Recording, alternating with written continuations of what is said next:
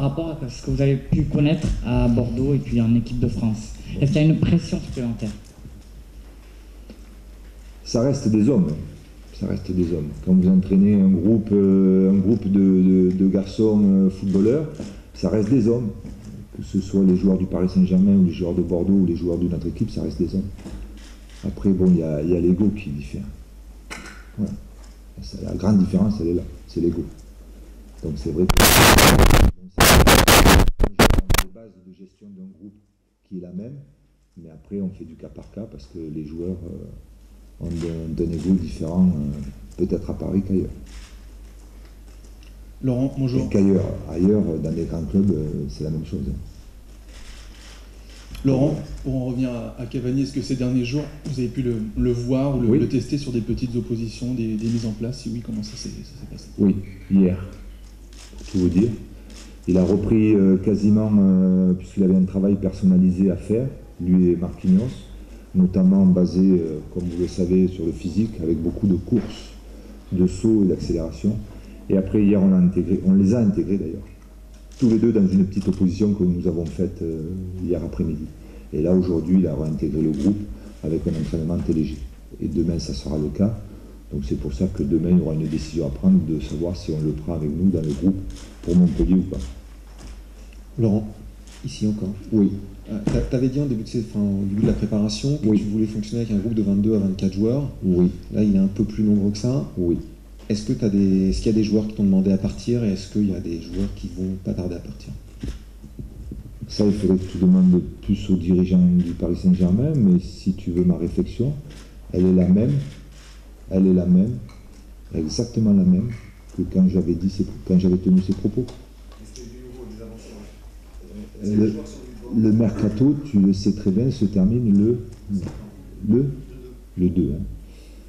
Il y a peut-être le 1 et le 2, il se passera des choses, comme dans tous les clubs. Vous le savez aussi bien que moi.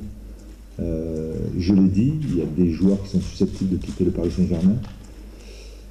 Après, il faut que les joueurs et le club ils trouvent leur intérêt. Voilà, ça sera le cas, je pense, à Paris comme ailleurs. Et toi, ça ne te dérangerait pas de laisser partir des joueurs à la concurrence en France, à Lyon, à Lille, Marseille? On sait que par exemple, Lyon, Marseille s'intéresse à Chantôme. Ouais, mais entre ce qu'on lit et la réalité, des fois, il y a parfois beaucoup de différences. Pardon? Pas toujours. Pas toujours. Ben, si c'est le cas, si tu laisses la porte de sortie à un joueur, tu ne peux pas dire je te laisse la porte de sortie, mais à ces deux portes-là, la porte est fermée. Ça me paraît compliqué. Bonjour, ici à droite. Bonjour. L'année dernière, Carlo Ancelotti, pour expliquer le manque de réussite de Lavezzi en face au but, expliquait qu'il faisait beaucoup d'efforts, il arrivait fatigué. Est-ce que tu peux faire la même réflexion après l'avoir vu dans les premiers matchs? Est-ce que tu penses qu'il va être plus en concurrence avec Pastore et Menez pour la place à gauche que pensait à lui comme attaquant? Sur la remarque qu'a fait l'entraîneur de l'année dernière, je suis assez d'accord avec lui. C'est vrai qu'il fait beaucoup. C'est un joueur qui fait beaucoup d'efforts, mais je pense qu'il fait beaucoup d'efforts parce que c'est dans sa nature. Il aime ça. Il aime ça. C'est paradoxal, mais il y a des joueurs qui aiment faire des efforts pour les autres. Et je pense qu'Edison est aussi un joueur de ce style-là. Parce que je les ai vus jouer souvent à Naples. C'est vrai que collectivement, c'est des joueurs qui font beaucoup d'efforts. Et c'est des attaquants, donc ça peut paraître paradoxal, mais ça prouve leur état d'esprit. J'aime cet état d'esprit, c'est-à-dire que même quand on est attaquant, on se replace, on fait beaucoup d'efforts pour l'équilibre du collectif. Après, effectivement, comme c'est des attaquants, ils ont une statistique qu'il faut qu'ils soient élevés devant le but. Bon, Cavani, on peut dire qu'il marque beaucoup de buts, même beaucoup. Poch en marque un peu moins, c'est vrai. Mais je pense qu'on peut l'expliquer par les efforts qu'il fait, mais je pense aussi que c'est l'adresse devant le but, il doit la travailler.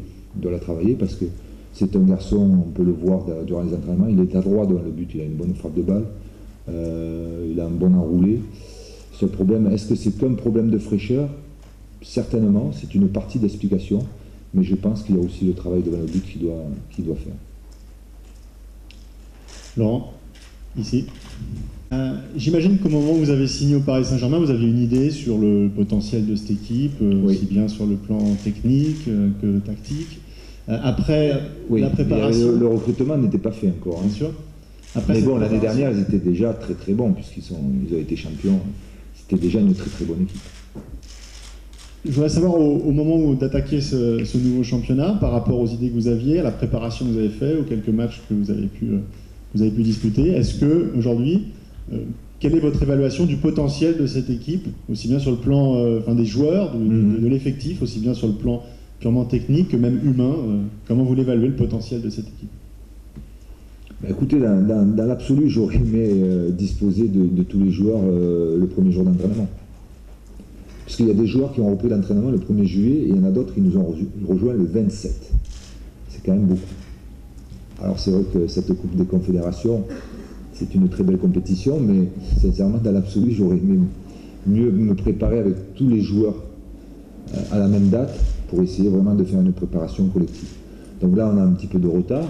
C'est comme ça, il y a d'autres équipes qui sont aussi concernées, mais je pense que le Paris Saint-Germain, avec notamment le nombre de Sud-Américains que l'on a, au niveau de la préparation, voilà, on aurait pu être dans de meilleures conditions collectivement pour se préparer. C'est comme ça, on le savait, on fait avec. Quant au potentiel de l'équipe, je pense qu'avec les recrues qui ont été faites, le potentiel de l'équipe intrinsèquement est supérieur à celle de l'année dernière. Donc quand tu rajoutes un garçon comme Cavani qui est vraiment marqueur, c'est une valeur ajoutée. Marquinhos qui a un gros potentiel défensif qu'il va falloir exploiter, voire faire progresser, ça peut devenir dans les mois, dans les années à venir, une valeur ajoutée à l'équipe. Pareil pour Lucas, Digne. Donc voilà, tu as toutes les qualités que ce groupe-là a démontré l'année dernière, plus avec 3 joueurs qui ont mené, à mon avis, ou qui vont mener dans le futur une qualité supplémentaire, une valeur ajoutée. Donc tu peux dire que tu as vraiment une équipe à gros potentiel, avec un gros potentiel. À nous d'en tirer le maximum. Voilà, on a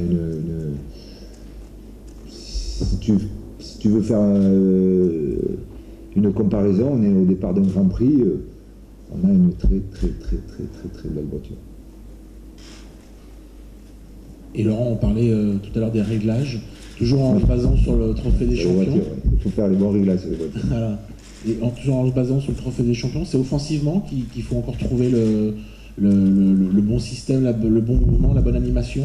C'est là où on a senti qu'il y avait un petit peu... L'animation, il n'y a pas que l'animation offensive qui est importante. Elle est importante dans la mesure où elle te permet de prendre l'avantage ou pas, par exemple. Si on revient sur ce match-là, alors c'est vrai qu'il y a des choses qui ont été mal faites, il y a des choses qui ont été bien faites, il y a surtout une chose qui aurait dû être mieux faite, c'est le fait que dans nos périodes fortes et dans nos périodes de domination, on aurait dû ouvrir au score. Parce que ça, c'est une chose qui va être importante pour le Paris Saint-Germain, je pense, cette année, c'est que dans nos moments forts, il va falloir le traduire au tableau d'affichage. Parce que sinon, à ce moment-là, on peut se retrouver dans les mêmes difficultés que le Trophée des Champions avec une équipe comme Bordeaux qui, au départ, est timide, mais que malheureusement, tu n'arrives pas à concrétiser cette supériorité au tableau d'affichage. Et petit à petit, cette équipe-là prend confiance, se dit que finalement, peut-être Paris Saint-Germain n'est pas dans un si bon jour que ça, et commence à te poser des problèmes. Donc ça, c'est un scénario qui cette année, à mon avis, va se reproduire. À nous de concrétiser le plus rapidement possible notre supériorité, si c'est le cas, dans un match. Dans le secteur défensif, il y a toujours des réglages à faire. Il y a toujours un équilibre. Alors c'est vrai que des fois, mais je pense que là actuellement, les réglages qu'il y a, si on peut parler de réglages, c'est au niveau collectif qu'il faut le faire. C'est pas qu'au niveau offensif. C'est vrai que dans le domaine offensif, on ne dispose pas de joueurs qui se sont préparés depuis le 1er juillet, par exemple. On a eu Ibra qui est arrivé plus tard, on a Edison qui est arrivé le 27, on a Pocho qui est arrivé le 18. Tout ça fait en sorte que nos joueurs offensifs ne sont pas fin prêts, physiquement je parle. Donc ça aussi, ça peut être une explication sur le fait que bon, on n'a pas marqué tellement de buts, par exemple. On n'a pas marqué tellement de buts. Avec le potentiel que l'on a, avec les joueurs que nous possédons, on doit marquer, à mon sens, beaucoup plus de buts. Voilà. Donc